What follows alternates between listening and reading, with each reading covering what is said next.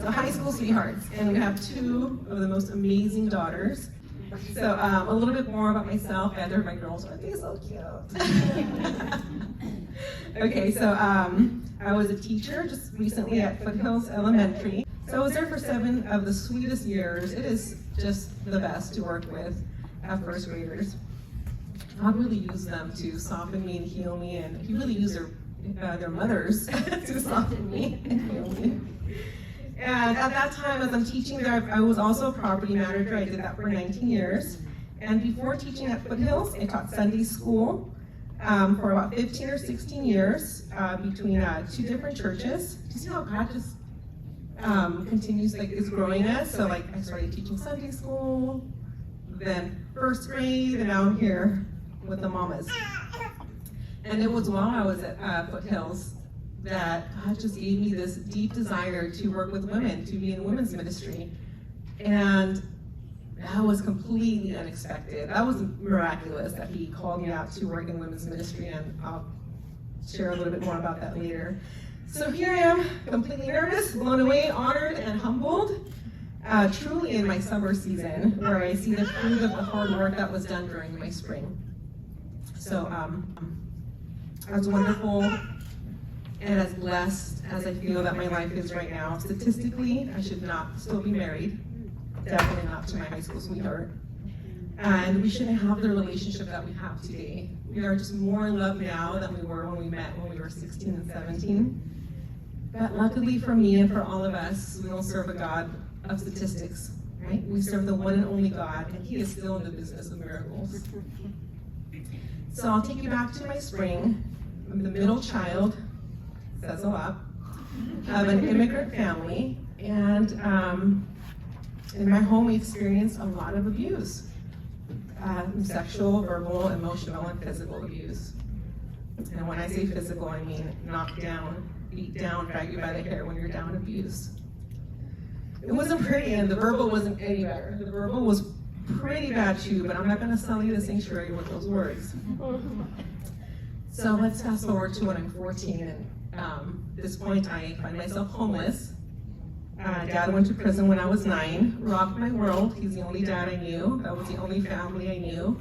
I mean, if you have any history with foster kids, you know that even when you pull them out of a dysfunctional situation, that's all they knew. That's all they know. So when you pull them out, that's traumatic as well. But looking back now, I see God's mercy in that, in pulling us out of that. And I slipped through the cracks, so I didn't make it to foster care. I couch surfed. And every day at 14, I had to figure out where I was going to sleep and what I was going to eat. And what came up today at my table, which I hadn't shared with wasn't planning on sharing, is that also at 14, my boyfriend gets accidentally shot and killed. So, wow, there's a trauma I hadn't talked about for a long time. So here I am, a street girl, and the only good families I know are too scared to let me in.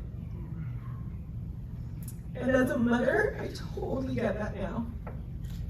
You know, we want to protect our kids, so they didn't know what I was going to bring in and teach their kids. So anyway, the Christians I knew closed their doors.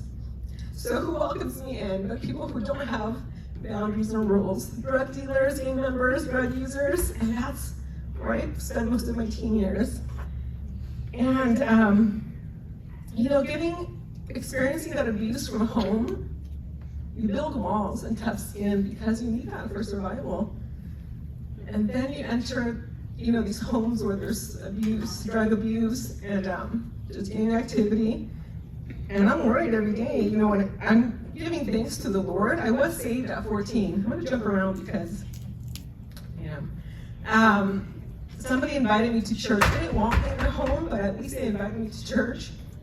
And I was 14, and that's where I met the Holy Spirit. I was knocked down again, but not by physical abuse, but by His strong presence and His love just knocked me to my knees. Oh man, just receiving that love was just so good. So I've known Him since I was 14. So when I was, you know, couch surfing, I would give thanks that I had a roof over my head, but I was also worried about being hurt or raped. So I had to just develop this tough exterior. That's why I'm saying it's a miracle that I'm here, because I had a chip on my shoulder. I mean, were you guys here on Sunday? It's funny, I was hoping nobody would say anything because they asked for a picture of Blake and I when we first met, and I was like, oh, those were my Chola days. And no one said anything. I'm like, okay, cool. And then Cassie pulls me aside on Thursday. She's like, I was looking at your picture. She's like, did you go to Star Shots? You older women, you know, but the younger ones don't know. We didn't have Instagram and Facebook. We would go take pictures. We would get like 100, right? We would sign our names in the back and pass them out. So girls and guys, we all had wallets. So instead of like seeing how many followers you had, you'd be like, this is your wallet. And then you'd see how many friends you had. So anyway, she called me out. She's like, you went to Star Shots, chill out. And I was like, I did. So anyway, all that to say, yeah, it was pretty tough skin, you know, and then I get a job as a property manager. So here I am with the gang members and the drug dealers, and you know, I want to be raped, so I'm like tough, and I'll fight anyone. I'll fight guys. Like I was like, I'll fight. And then I get a job working with all men. So again, here I am, 20 years old, a property manager. Gotta be tough because they're not taking me serious. And then Gina offers me a job at Foothills. I'm like, okay, I love kids, right? But then she starts getting complaints that the women don't like me. Not that they don't like me, that I'm offending them. I'm just like, hey, I need 20 copies. Yeah, thank you. And then you can't talk to women that way because I'm like, yeah, like they're here to work, right? Aren't you paying them? Oh my goodness, those 7 years. Oh my God, it's so good. Every day for a year and a half, I would walk in, like I would sneak into my classroom because I thought she was gonna fire me, like this is the day, because I was really ruffling feathers. And I have one of my teachers aides here, Katie. Oh my goodness, raise your hand, Katie. I went to her, God bless me with her, it was in my 2nd year. And I was like, Katie, can you be the go-between? Because I can't talk to women. Can I tell you what I need? And then you tell them. So I would watch the way she spoke to women, and I was like, oh yeah, that's a lot better.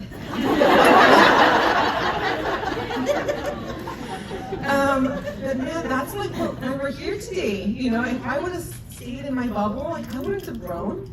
God pulled me out of that. I learned from Gina, because she would call me out. I was like, yeah, but Gina, she's like, no, stop. She just called me out of my junk. I was just very offended very easily. Because you know, I'm used to like fighting all my battles. So I was ready to fight with these moms. It's just like, oh, love. And of course, I work with Michelle D'Angelo, who's like Teflon, nothing sticks. She just flows off of her. So, you know, God does use all the women around us. And I, you know, again, have to look outside of my circle. That's why I love that prayer, that the passage that Tasha read. It says here, I pray that out of his glorious riches he may strengthen you with power through his spirit in your inner being, so that Christ may dwell in your hearts through faith. And I pray that you, being rooted and established in love, so yes, love first, like Jillian said, may have power together with all the Lord's people. We're not called to do this alone. We can't do this alone. We don't have all the answers. I always joke, like when I was younger and I was mad at my husband, you know, the women my age would be like, yeah, forget him. There's more fish in the sea. That's not what you do here. And they go to the women who've gone through it and call you out. Like my closest friends would call me out and say, no, you're being stubborn. You're not being submissive, and I needed to hear that. So let's see. So let's get back to the script here. 19, I get married. And man, that I realized quickly I was in over my head. I did not know how to be a wife. I didn't know how to fight fair. I didn't know how to receive love. I mean, when your own parents do to you what they did to me, if they can't love you, you can't trust, you know, the other love that's coming, that, you know, that, like my husband wanted to give me. I was still on guard. I was expecting my husband to hurt me or to abandon me. And then God revealed later I was expecting him to die. Is that weird? Because my boyfriend had died. So I was always waiting for that shoe to drop. Dude, that was a mess. We're not supposed to be married. We had so much baggage. I lost my temper so often. And that's what I was sharing with them. Like, I would lose my temper out of fear. Like if he told me he was coming home at 5, At 5:10, I thought he was dead. I was like, oh, he didn't make it home, he died. And at 5:30, we didn't have cell phones. If he showed up at 5:30, I was like, I'm gonna kill him. He's late. But yeah, so I would just yell. I would just be so angry at him. So I would just pray, Lord, why do I lose my temper? And he's so faithful. He just showed me, like I had a memory of my high school boyfriend.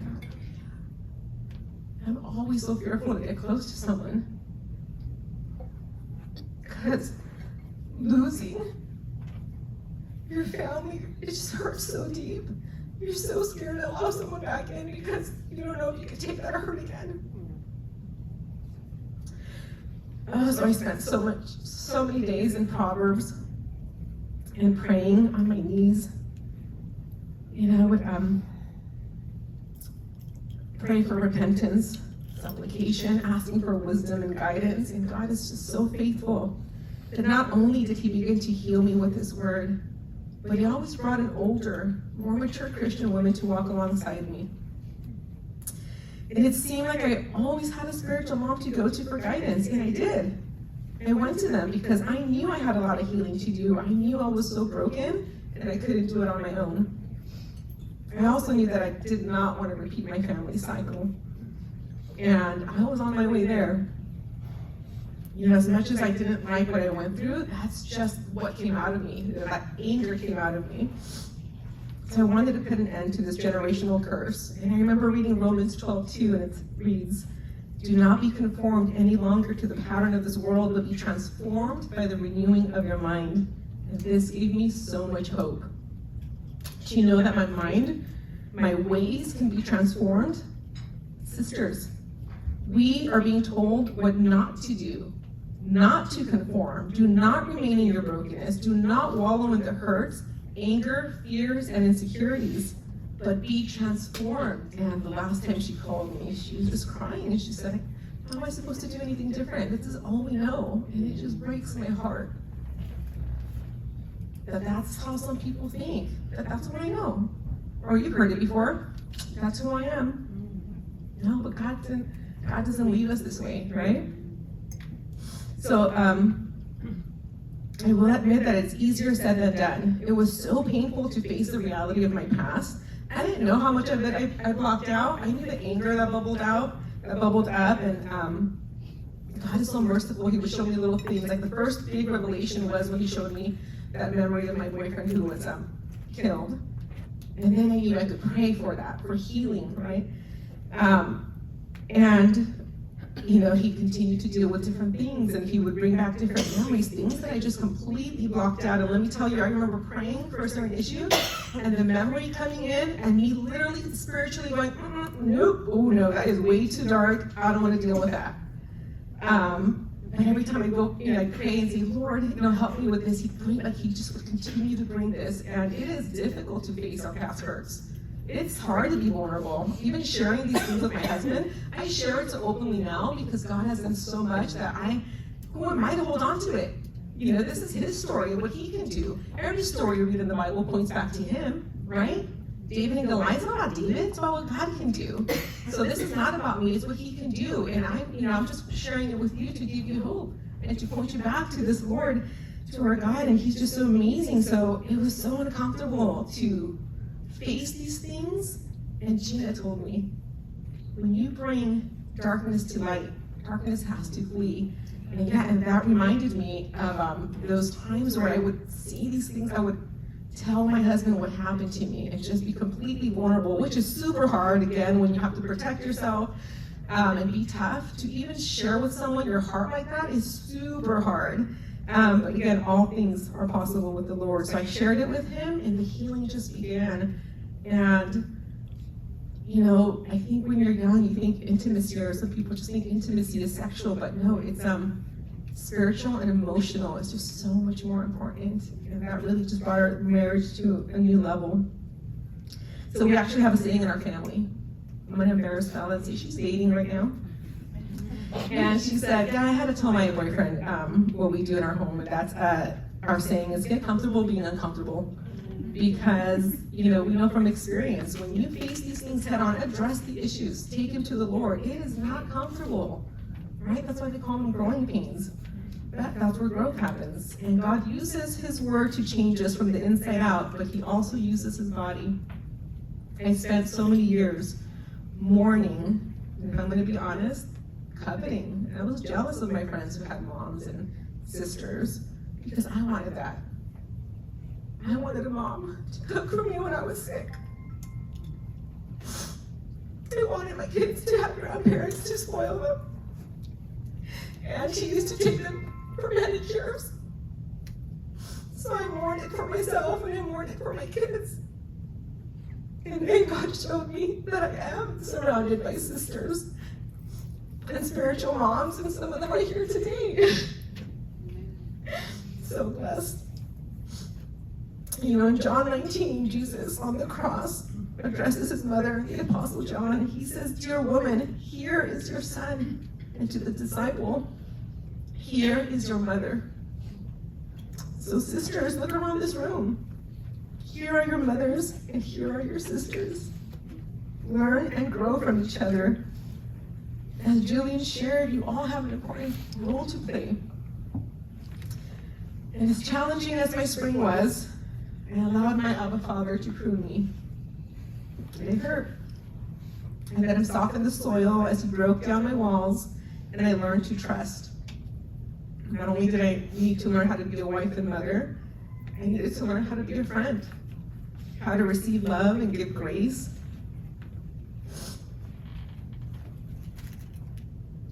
So if you would have told me, even 8 years ago, that I would be working with women, would not have believed you. God is just so amazing. Again, he doesn't leave us where he finds us. He has so much more for us.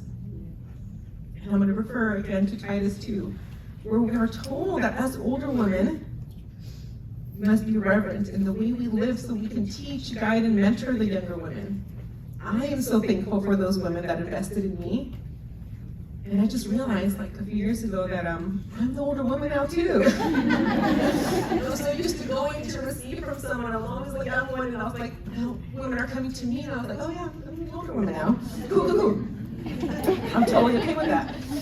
I'm so blessed that I get to be at an age where I still have women to guide me and counsel me, but I can do the same for others. I can be the older woman and invest in someone else. We are not to keep what God has taught us to ourselves, right? We were comforted so we could comfort, love so we could give love. And young ladies in Titus, it doesn't directly address you, but if it's addressing us older women to teach the younger women, what does that say about you? You are to be open and expectant of some training and guidance from those who have gone before you. Know that you and your peers don't have all the answers, because there is nothing new under the sun. And every older woman here can relate to most, if not all, of your struggles. Let's do a little scientific experiment. Young ladies, look around the room. Older ladies, raise your hand if you had your heart broken. All right, hands down. Older women, raise your hand if you ever got into it with one of your best friends. Oh yeah.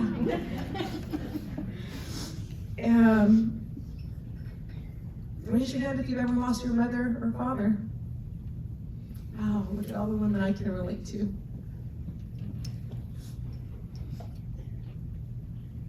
Be open to receiving wisdom from his word and the women God has placed in your life. In Proverbs 16:16 it reads, "How much better to get wisdom than gold, to get insight rather than silver." I'm going to tell you it's a lot better. I'm not standing before you because someone adopted me out of the streets. Nobody paid my way. I didn't go to college.